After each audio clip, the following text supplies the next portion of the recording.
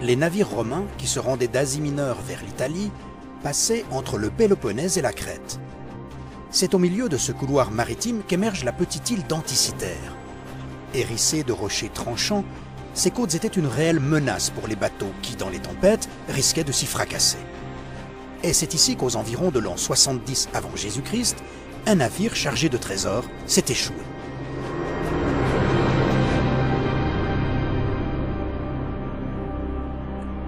En 1900, des pêcheurs d'éponges aperçoivent dans les fonds marins une main de bronze.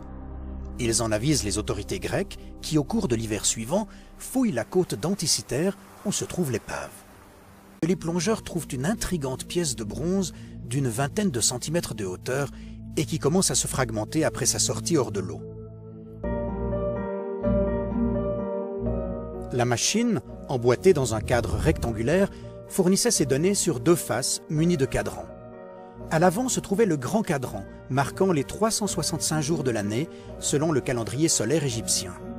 À l'intérieur, un deuxième cercle indiquait les 12 signes du zodiaque.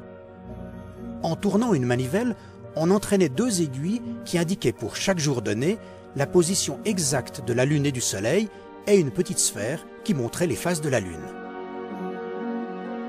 Pour assurer cette précision, quelle que soit l'année et le jour choisi, la machine indiquait sur un des cadrans de sa face arrière le cycle métonique, permettant de réconcilier les cycles lunaires et solaires sur une période de 19 ans, correspondant à 235 lunaisons.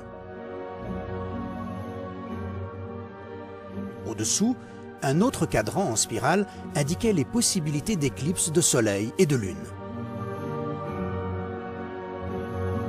À l'aide de la manivelle, on pouvait faire avancer le pointeur pour déterminer par exemple quand aurait lieu la prochaine éclipse. Et le jour se lisait sur l'autre face, car toutes les opérations étaient liées par l'ensemble de rouages solidaires.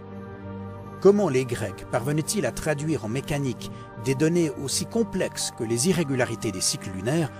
La question interpelle aussi les spécialistes de haute horlogerie actuelle. Mathias Buttet, directeur de la recherche et du développement de Hublot, a voulu reproduire dans une montre ces calculs savants, oubliés depuis l'Antiquité. Je ne voulais pas être comme un pilleur de tombes qui vient voler une idée qui existe depuis longtemps, mais quelqu'un qui vient justement, avec tout le respect qu'on doit avoir de nos pères de l'époque, qui vient exactement imiter dans un objet contemporain qui est une montre miniature, parce que l'objet d'Anticythère fait une vingtaine de centimètres en réalité, et là on arrive à un mouvement qui fait 30 mm de hauteur et qui se porte facilement au poignet. Ce mécanisme comporte des ingéniosités que l'on ne trouve tout simplement pas dans notre mécanique horlogère contemporaine. Qui a été l'inventeur de cette machine? À qui et à quoi devait-elle servir? On l'ignore à ce jour.